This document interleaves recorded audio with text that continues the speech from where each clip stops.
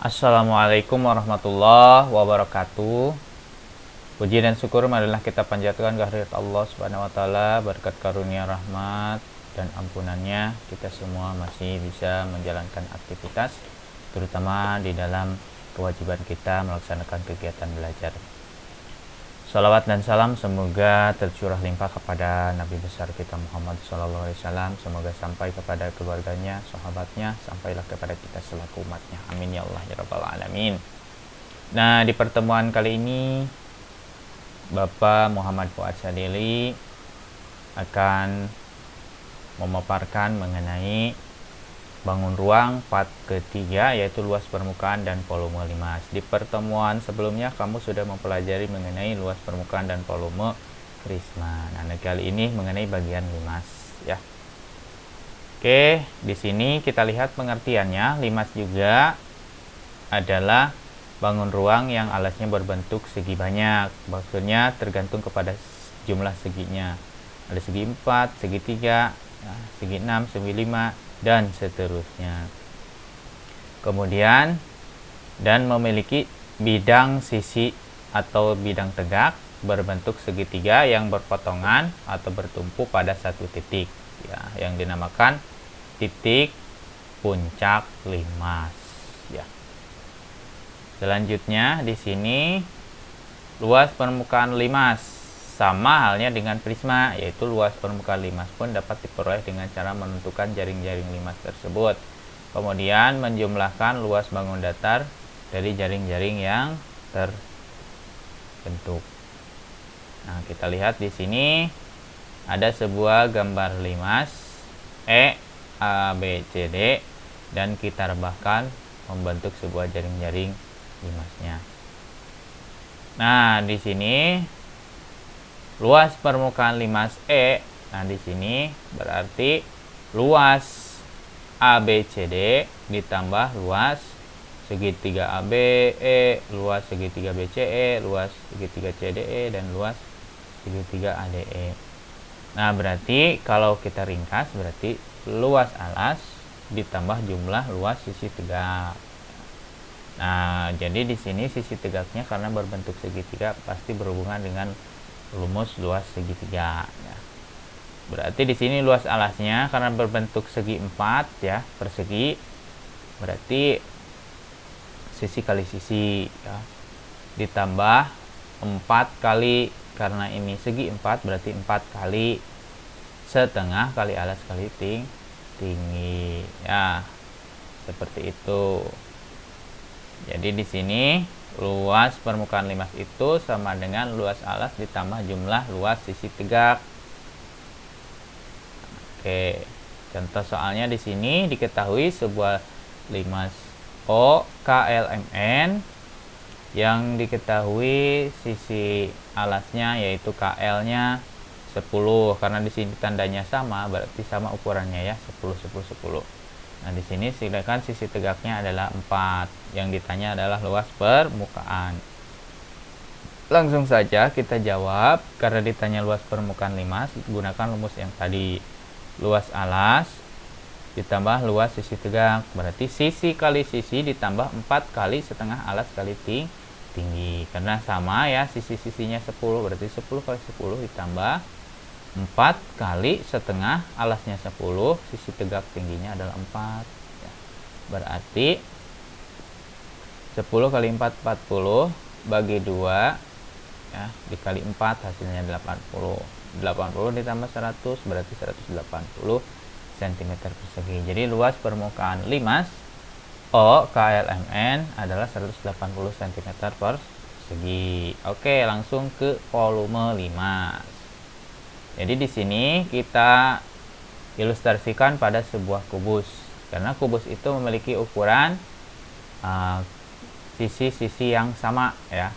Kita buat ilustrasi, misalnya sebuah kubus ini dipotong berdasarkan semua diagonalnya, misalkan ya, dari titik sudut ini ke sudut ini kita potong ya, maka akan terbentuk ya beberapa limas tentunya ya.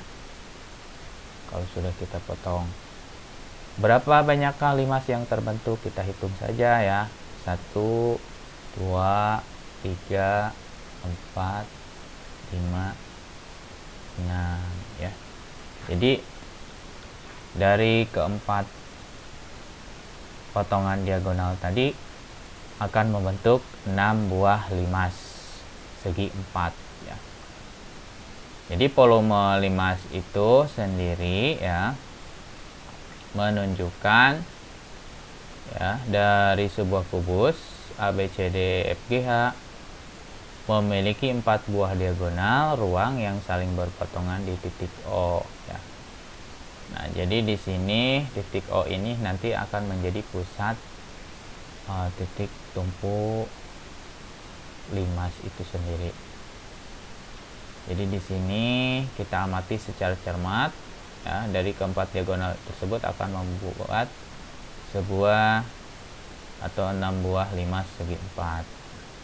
Mulai dari segi 4 ABCD, EFGH, ABF, BCGF, CDHG dan DAEH itu adalah limas-limas yang terbentuk.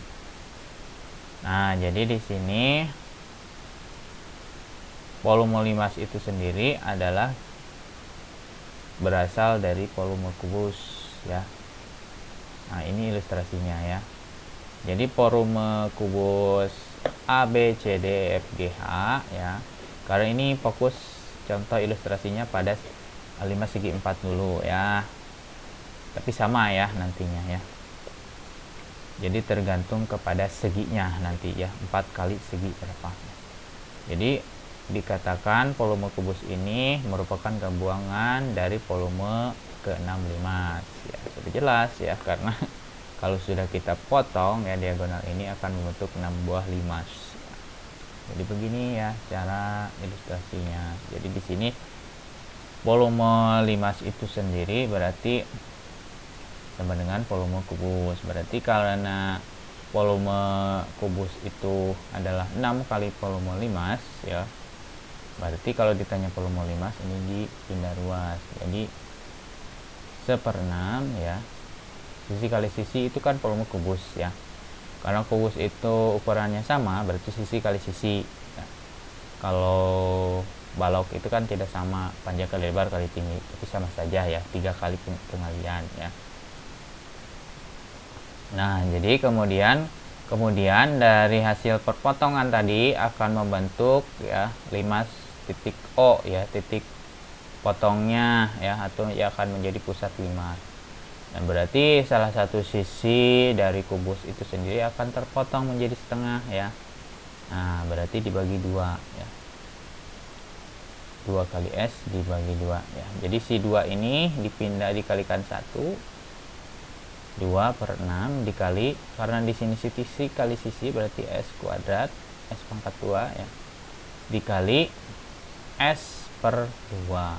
Nah, S/2 ini diilustrasikan sebagai tinggi limas. Nah, jadi seperti ini ya hasilnya.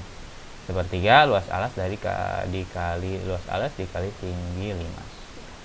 Langsung ya, jadi di sini ya kesimpulan rumusnya. Langsung ke contoh soal ya.